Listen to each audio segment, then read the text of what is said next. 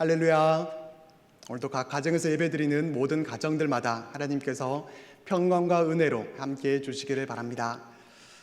한 사람이 있었습니다. 이분이 사업을 하다가 위기를 맞게 됐고 사업에서 실패를 하게 됐습니다. 사업에 실패를 하게 되니까 술을 입에 달고 그렇게 살게 됐고 모든 것이 다 엉망이 되어졌습니다. 방에는 온통 빈 술병들로 가득하고 무엇 하나 제대로 되어지는 것이 하나도 없었습니다. 그렇게 살아가던 어느 날 이분이 이런 생각을 하게 됩니다. 내가 계속해서 이렇게 살아서는 안 되겠다. 이렇게 기특한 생각을 하기는 했지만은 어떻게 해야 이전과 같이 돌아갈 수 있을지 그 방법을 알지 못했습니다.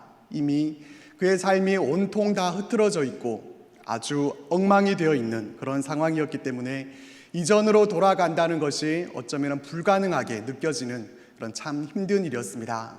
하지만 이분은 그런 가운데서도 그런 기특한 생각을 하고 뭔가를 할까 그렇게 생각을 하다가 용기를 내어서 도전을 하게 됩니다. 먼저는 방에 굴러다니고 있는 빈 술병부터 치워야 되겠다라고 생각을 하고 술병을 치우고 주위에 있는 여러 환경들을 정리를 해 나갑니다. 그리고 또 주위를 정돈함과 함께 또 머리 덥수룩하던 그 머리도 정리를 하고 면도까지 그렇게 하고 나니까 새 사람이 되어지고 또 새 사람으로 그렇게 보여졌습니다. 변화된 그 환경을 보면서 이분은 자신감을 얻게 됩니다. 도저히 바뀌기 어려울 것 같았던 자신의 환경이 또 자신의 그 겉모습도 그렇게 바뀌다 보니까 뭔가 자신감을 얻어서 내가 지금은 비록 이 사업에서 실패를 했지만은 다시 한번 내가 일어나서 재기해 보겠다라고 하는 그런 자신감을 얻고 열심으로 노력해서 바닥에서부터 다시 일을 시작해서 재기에 성공했다고 하는 그런 이야기가 있습니다. 정돈된 삶과 또 그렇지 못한 삶은 분명히 차이점이 있을 수밖에 없습니다.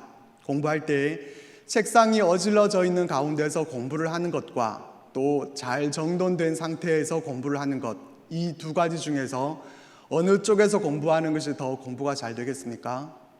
당연히 정돈이 잘 된 곳에서 공부하는 것이 공부가 더 잘 됩니다.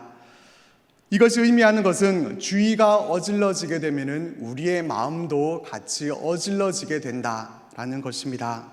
주의가 어질러져도 내 마음은 잘 정돈돼서 아무리 어질러져 있어도 나는 집중해서 잘 공부할 수 있다. 어떤 일이든지 다 해낼 수 있다. 이렇게 되면은 참 좋겠지만은 그렇지 않다는 것이 문제입니다. 그래서 돌을 닦는 사람들을 보면은 주변 환경이 어질러져 있는 곳에서 아무리 시끄럽게 떠들든지 말든지 나는 조용히 이렇게 마음의 수련을 하겠다. 그렇게 하지 않고 아무도 없는 깨끗하고 조용한 그런 산으로 가서 돌을 닦는 그런 모습을 볼 수가 있습니다. 그렇기 때문에 우리는 우리의 주위를 잘 정돈할 그런 필요가 있습니다.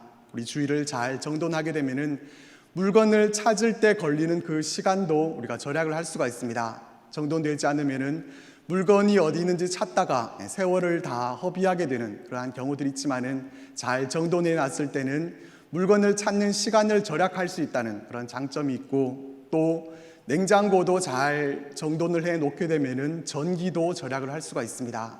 그리고 또 수납을 잘 하게 되면은 같은 공간인데도 더 넓게 사용할 수 있다는 그런 장점이 있습니다. 이러한 장점뿐만 아니라 이렇게 우리의 주위를 잘 정돈하게 되면은 우리의 마음도 함께 정돈되면서 새로운 마음가짐으로 출발할 수 있다고 하는 그런 장점이 또한 있습니다. 오늘 우리가 함께 나누려고 하는 말씀은 이렇게 우리의 주변을 잘 정돈해서 그런 주부구단이 되자 이런 말씀을 드리려는 것이 아니라 내적인 상태에서의 정리정돈에 관해서 말씀을 우리가 함께 나누려고 합니다. 우리의 주의 정돈이 중요한 것은 주의 정돈이 그냥 그것으로 끝나는 것이 아니라 우리의 내적인 상태까지도 이것이 영향을 미치게 되기 때문에 그렇습니다. 결국 중요한 것은 우리의 마음과 생각 이것을 잘 정돈해야 한다는 것입니다. 왜 잘 정돈해야 되겠습니까? 우리의 마음과 생각 이것은 다른 사람들의 눈에는 보이지 않습니다. 내가 지금 어떤 생각을 하고 있는지 또 어떤 마음가짐을 하고 있는지 얼마나 많이 흐트러져 있는지 다른 사람들은 볼 수 없고 알지 못합니다. 그래서 신경 쓰지 않고 그냥 내버려 둬도 될 것 같은데 왜 우리의 마음과 생각을 정리해야 될까요? 그 이유에 대해서는 복음서에 나오는 한 부자 청년이 우리들에게 잘 알려준다고 생각이 됩니다. 복음서에 나오는 이 부자 청년을 보면은 아주 괜찮은 그런 사람이었습니다. 부자였다고 했으니까 재력도 있는 그런 사람이었고, 또 복음서에 보면은 이 사람이 관원이었다라고 그렇게 소개를 하고 있는데 명예도 가진 그런 사람이었고, 율법도 잘 준수하는, 도덕적으로도 아주 훌륭한 그런 사람이었습니다. 또 영생에 관한 그러한 문제를 가지고 예수님 앞에 나왔던 그런 모습을 보면은 영적인 그러한 모습도 있는, 어떻게 보면은 예수님의 제자가 되기에도 부족함이 없을 것 같은 그런 괜찮은 사람이었습니다. 한마디로 말하자면은 1등 신랑감이라고 할 수 있는 그런 사람이었습니다. 그러나 성경에는 그가 부족한 것이 있었다라고 그렇게 말씀해 줍니다. 예수님께서 내 재물을 가난한 자들에게 주라 그렇게 말씀을 하셨을 때 이 청년이 어떻게 합니까? 근심하며 돌아갔다고 그렇게 말씀합니다. 예수님은 이 청년에게 있어서 그 삶에 정리되어야 할 부분, 그것이 있음을 말씀하시면서 내 인생 가운데서 정돈할 부분을 정돈할 것을 그렇게 요청을 하셨지만은 이 청년은 그것을 하지 못합니다. 그 부분에 있어서 아직 정리가 되어 있지 못했기 때문이었습니다. 그에게는 분명히 정돈된 부분이 있었습니다. 하나님의 계명에 관한 부분에 있어서는 누구보다도 잘 정리가 되어 있어서 어떠한 율법을 지켜야 하는지 그것도 이 청년은 잘 알고 있었고, 그 삶의 동선이 계명 안에서 아주 확실하게 잘 정리되었던 그 모습은 우리가 분명히 존경할 만한, 그런 본받을 만한 모습입니다. 그는 물질 부분에 있어서는 그러나 아직 정돈되어 있지를 못했습니다. 우선순위에 있어서 바르게 정돈되지 못하고 물질이 우위에 있었다는 그런 안타까운 모습을 우리가 볼 수가 있습니다. 그러니까 예수님께 영생에 관한 문제를 가지고 왔고, 그렇다고 하면은 이 영생이 그의 인생에 있어서 가장 우선순위에 있었다고 하면은 이것을 위해서 그의 모든 것을 걸 수 있어야 될 텐데, 영생보다도 그런 물질이 아직은 정돈되지 않아서 그것이 더 우위에 있음으로 인해서 영생을 잃어버리게 되는 그런 안타까운 모습을 우리가 보게 됩니다. 그래서 우리의 마음과 생각에 있어서 정돈이 필요합니다. 미리 우리의 인생에 있어서 어떤 것이 더 우선에 있어야 할지, 이것이 잘 정돈이 되어 있어야 혼돈하지 않을 수 있고 또 흔들리지 않는 그런 삶을 우리가 살아갈 수가 있습니다. 그러면 우리가 어떠한 부분에 있어서 어떻게 무엇을 정돈해야 하는가 하는 것이 중요한 문제가 될 텐데, 다윗의 삶을 우리가 모델로 삼아서 생각을 해보려고 합니다. 다윗의 삶을 한마디로 말하자면은 이 다윗은 그 인생이 잘 정돈되었던 사람이라고 말할 수 있을 것 같습니다. 그 이유를 사무엘상 17장에서 우리는 찾아볼 수가 있습니다. 사무엘상 17장을 보면은 다윗과 골리앗이 싸우게 되는 장면을 볼 수가 있습니다. 그때 골리앗이 이제 이스라엘 향해서 도전을 해오게 되는데 맞서 싸울 만한 장수가 없었습니다. 그 거인 장수 앞에 누가 당해낼 자가 있겠습니까?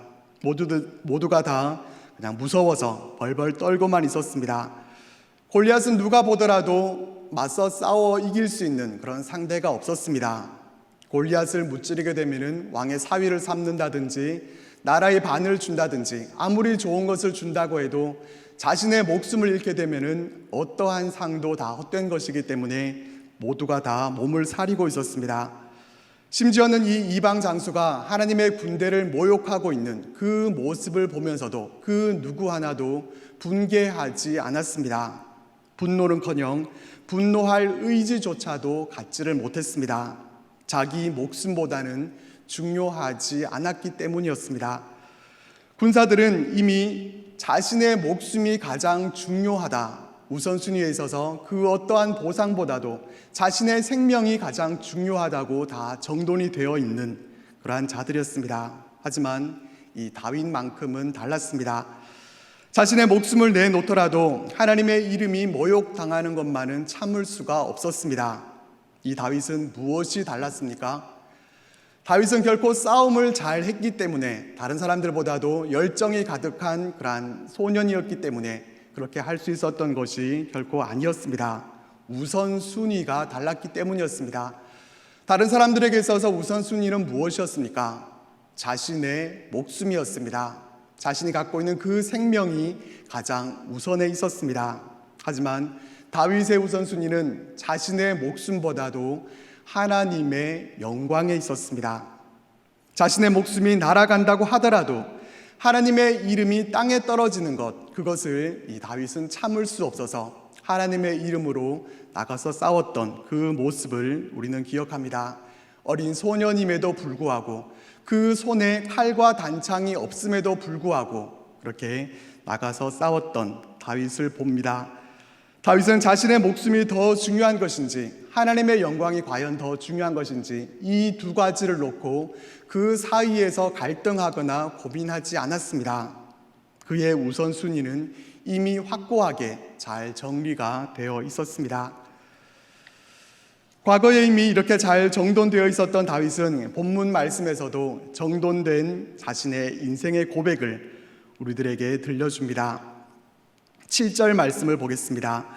하나님이여, 내 마음이 확정되었고 내 마음이 확정되었사오니 내가 노래하고 내가 찬송하리이다.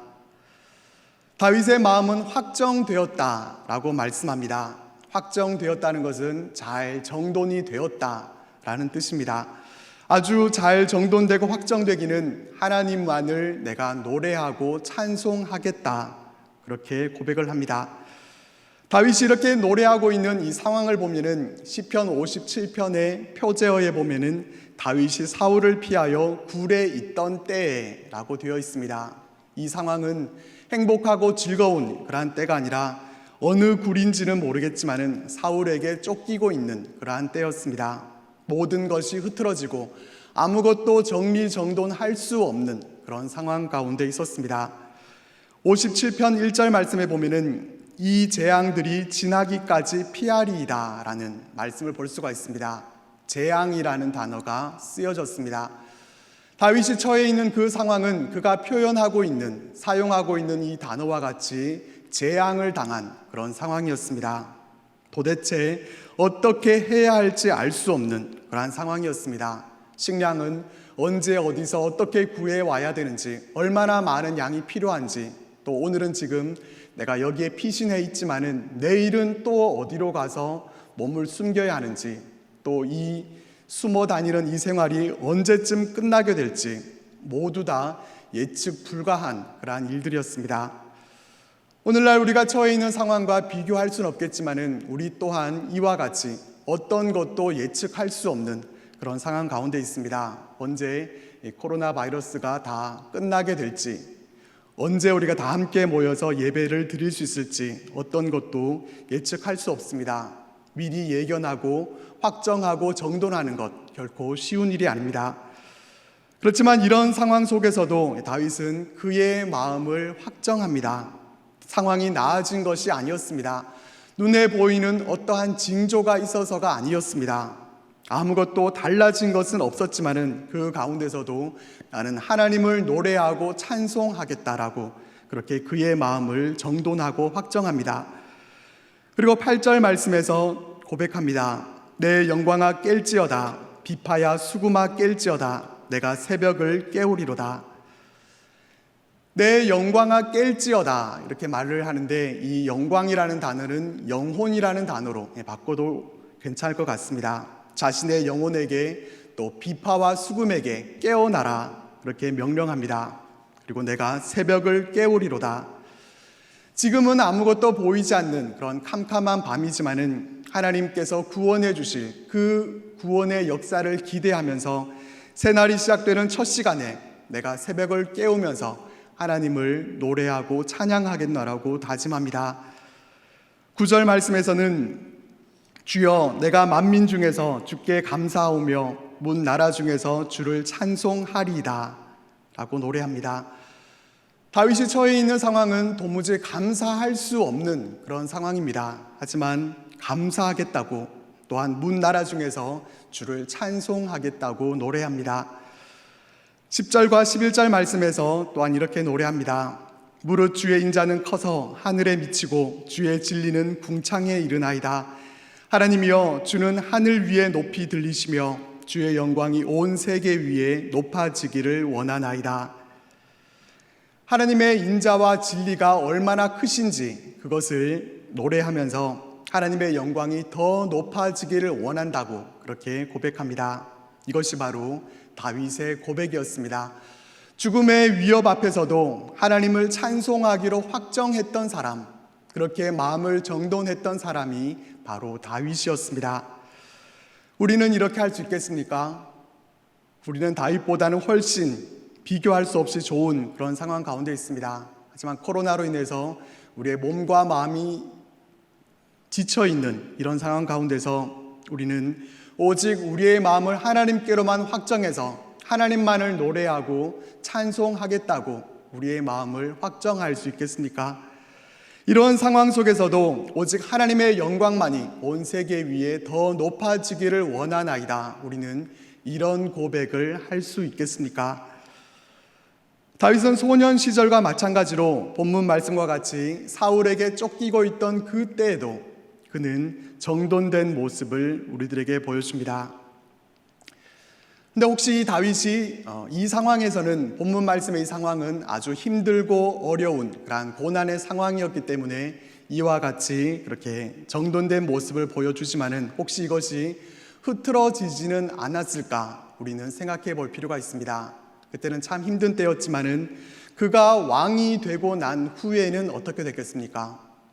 모든 것을 자신의 마음대로 다 할 수 있는 그러한 권력을 가지고 난 후에는 아무리 다윗이라지만은 이 다윗도 그 정돈되었던 것이 흐트러지지는 않았겠습니까?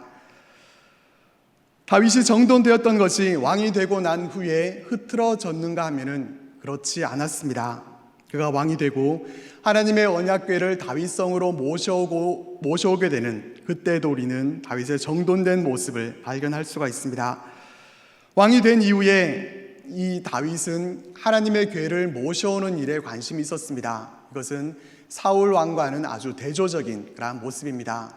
그러나 성경을 잘 보면은 사울 왕이 하나님의 언약궤에 대해서는 한 번도 언급한 적이 없다는 것을 우리가 볼 수가 있습니다. 이 사울은 궤에 대해서는 전혀 관심이 없었습니다. 그의 유일한 관심은 오직 왕권 유지에만 있었습니다. 나라를 돌보는 데도 관심이 없었습니다. 하나님의 궤뿐만 아니라 하나님의 성전에 대해서도 이 사울은 아무런 관심이 없었습니다. 자신의 왕위를 빼앗아 갈지도 모르는 이 다윗을 제거하는 그 일에만 오직 혈안이 되어 있는 사람이 사울이었습니다. 국사를 돌보지 않고 군사들을 이끌고 가서 다윗을 찾아 제거하려고 하는 그 일에만 열심을 내는 이 사울 왕은 이미 왕으로서의 자격을 상실한 그런 사람이었습니다. 하지만 다윗은 그렇지 않았습니다. 그의 우선순위는 소년 때와 마찬가지로 잘 정돈되어져 있었습니다. 그가 왕이 되고 난 후에도 그의 우선순위는 바뀐 것이 아니라 그는 왕이 되고 난 후에도 왕권 유지라든지 숙적을 제거하는 일이라든지 또 쾌락을 즐기는 일, 이러한 것에 그의 마음을 두지 않고 하나님의 궤를 모셔오기 위해서 거기에 마음을 쓰는 다윗의 모습을 우리는 보게 됩니다. 결국 우여곡절 끝에 하나님의 궤를 성으로 모셔오게 될 때 다윗이 어떻게 합니까? 너무 기뻐서 옷이 벗어지도록 그렇게 즐거워하면서 하나님 앞에서 춤을 춥니다. 이 모습을 본 아내 미갈은 왕이 채통을 지키지 못했노라고 그렇게 비판을 합니다. 하지만 다윗은 자신의 우선순위가 무엇인지를 아내 미갈에게 분명히 알려줍니다. 왕의 채통이 우위가 아니다. 왕이 아니라 나는 지금 왕으로서가 아니라 하나님 앞에 선 한 예배자로서 하나님의 궤를 모셔오는 한 백성으로서 기뻐하고 있는 것이다. 나는 어떠한 왕의 체면보다도 오직 하나님의 궤가 나의 성으로 들어오게 된 것에 대해서 기뻐하고 감사와 감격으로 이것이 더 우위에 있다라고 그렇게 분명히 얘기해 줍니다. 다윗은 이런 사람이었습니다. 왕이라고 하는 자신의 신분보다도 하나님 앞에서 그가 어떠한 존재인지를 더 생각하는 사람이었습니다. 왕보다도 예배자로 살아가는 것이 더 중요하다고 생각하는 것이 바로 다윗이었습니다. 그는 왕이기 이전에 하나님을 예배하는 예배자였습니다. 자신의 신분이 무엇인지에 대해서도 이 다윗은 잘 정돈되어 있는 그러한 사람이었습니다. 우리는 어떻습니까? 우리는 하나님을 예배하는 예배자들로 살아가고 있습니까? 우리는 하나님께 예배드리는데 우리의 우선순위가 잘 정돈이 되어 있습니까? 특별히 우리가 계속해서 영상으로 예배를 드리고 있는 이러한 가운데서도 오직 하나님만을 전심으로 예배하겠다고 하는 그러한 마음의 결단이 우리들에게 정돈되어 있습니까? 코로나의 상황 가운데서도 나는 여전히 하나님만을 높여드리기 원하는 그러한 순전한 예배자로 살겠노라고 우리의 영혼에 확정하셨습니까? 우리는 이 부분에 대해서 잘 정돈을 해야 됩니다. 매트 레드맨이 쓴 하나님 앞에 선 예배자라는 책을 보면은 페니 크로스비에 대한 이야기가 나옵니다. 이 크로스비는 태어난 지 6주 정도가 되었을 때에 눈병이 생겼고 약을 잘못 써서 시력을 잃어버리게 됩니다. 1년이 못 되어서 아버지가 세상을 떠나고 또 어머니는 가정부로 일을 하고 할머니 손에서 자라나게 됩니다. 이 페니 크로스비는 어릴 때부터 글 쓰는 재주가 있어서 시를 쓰기 시작합니다. 이 크로스비가 8살이 되었을 때 쓴 시가 있습니다. 이런 찬양의 가사를 썼습니다. 난 얼마나 즐거운 영혼을 지녔는가. 비록 내가 볼 수는 없지만 난 이 세상에서 만족하려고 결심했네. 얼마나 많은 복을 내가 누리는지. 다른 이들에게는 이 복이 없으리. 내가 장님이기에 울고 한숨 짓는 일 난 할 수 없으리. 하지 않으리.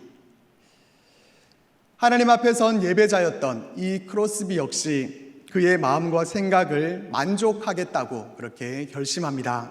앞을 볼 수 없다는 그 상황 때문에 울고 한숨 짓는 일, 그런 것은 하지 않겠다고 결단합니다. 그녀는 그의 삶을 그렇게 정돈하고서 8,000곡이 넘는 그러한 찬송가 가사를 썼습니다.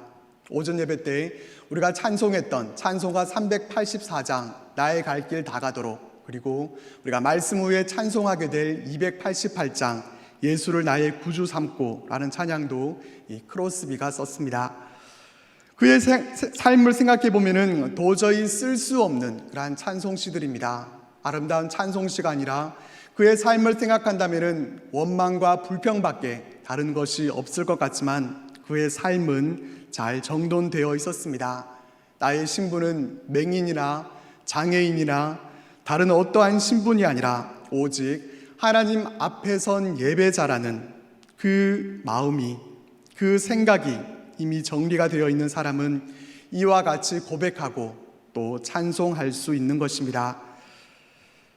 지금 우리는 코로나로 인해서 할 수 있는 일들이 꽤 많이 줄어들었습니다. 마음 놓고 밖에 나가서 맛있는 음식을 먹으면서 외식도 할 수가 없습니다. 오늘 날씨가 정말 좋았죠. 너무 날씨가 좋았지만 저는 이 좋은 날씨를 전혀 누릴 수가 없었습니다. 하지만 안타까운 마음에 집에 있는 성도들에게 카톡을 보내서 아파트 놀이터라도 가서 이 최고의 날씨를 좀 누려봐라 이렇게 얘기를 했지만은 두 성도들은 코로나인데 어디로 나가냐 하면서 끝내 나가지 않았습니다. 코로나로 인해서 늘 집에만 머물러 있는 그런 우리들의 모습을 보게 됩니다. 또 뭐 태풍 때문에, 코로나 바이러스 때문에, 또 집중호우에 계속해서 집에만 머물러 있었는데 집에 있으면서 뭘 할 수가 있겠습니까? 집에서 할 수 있는 일이라고는 물건들을 정리하는 것밖에 없는 것 같습니다. 그래서 저도 아무래도 평소보다는 이 코로나 동안에 집에 있는 시간이 많아지다 보니까 여러 가지 물건들을 정리해 보게 됐습니다. 필요하지도 않은데 그냥 수년째 그냥 갖고만 있는 그런 물건들도 있었고, 또 도대체 어디 있었는지 행방을 알 수 없었던 물건도 찾게 되는 그런 기쁨도 간혹 있었습니다. 집안을 청소하고 정리하면서 가져본 생각은 내 영적인 상태는 잘 정돈되어 있을까라는 그런 생각이었습니다. 눈에 보이는 이러한 집안 살림들은 어질러져 있는 것을 보면은 그것을 보고 어질러져 있구나, 정돈해야 되겠다 이렇게 생각을 하지만은 눈에 보이지 않는 내 영혼의 상태는 과연 지금 어떻게 정돈되어 있고 어질러져 있을까 하는 그런 생각을 해봤습니다. 특별히 코로나로 인해서 여러 가지로 우리의 마음과 또 생각이 많이 어질러져 있고 또 복잡한 그런 가운데 있는 것 같습니다. 코로나 블루가 만연해서 경제적인 어려움도 있지만은 이건 못지않게 우리는 영적으로도 또 정신적으로 우리의 마음으로도 참 힘들고 또 어려움들이 있습니다. 이런 상황 중에서도 우리는 우리의 영혼과 또 우리의 마음을 잘 정돈해야 합니다. 우리의 영혼이 그냥 어질러져 있는 채로 방치해 둬서는 안 됩니다. 정리되어 있어야 할 부분이 정리되어 있어야지, 그렇지 못하게 되면은 중요한 것을 놓쳐버리는 그러한 안타까운 모습을 보여준 부자 청년과 같이 될 수 있습니다. 우리는 결코 그렇게 되지 말아야 합니다. 다윗은 정돈된 인생을 보여주는 그러한 좋은 모델입니다. 그는 무엇을 위해서 살아야 하는지, 고난 가운데서도 과연 무엇을 붙들어야 하는지, 또 나의 정체성은 무엇인지까지 잘 정돈되어 있는 그러한 사람이었습니다. 우리의 인생은 잘 정돈되어 있습니까? 혹시 우리의 인생 또 우리의 마음과 영혼은 세상 것들로 너무 어질러져 있지는 않습니까? 불필요하고 우리 영혼 가운데 없어도 되는데도 그냥 계속해서 방치만 하고 버려야 될 것인데도 그냥 갖고 있는 것은 있지 않습니까? 세상 것들로만 내 영혼의 수납장이 이미 너무 꽉 차버려서 예수님으로 채우려고 해도 더 이상 수납할 공간이 없는 그 모습이 혹시 우리의 모습은 아닌지 모르겠습니다. 이 시기는 어쩌면은 우리로 하여금 우리의 모습을 돌아볼 수 있는 그런 좋은 시간인지 모릅니다. 어쩌면 하나님께서 우리의 삶을 돌아보면서 잘 정리하고 정돈하라고 우리들에게 주신 그러한 시간들일지도 모르겠습니다. 원하기는 다윗을 통해서 우리의 모습을 우리가 돌아보면서 우리의 삶을 잘 정돈해서 정돈된 삶으로 오직 하나님만을 예배하는 그런 귀한 예배자들로 살아가는 우리들 모두가 되시기를 바랍니다. 기도드리겠습니다. 하나님, 우리의 삶이 하나님 안에서 더욱 아름답게 확정되어지고 정돈되어지기를 원합니다.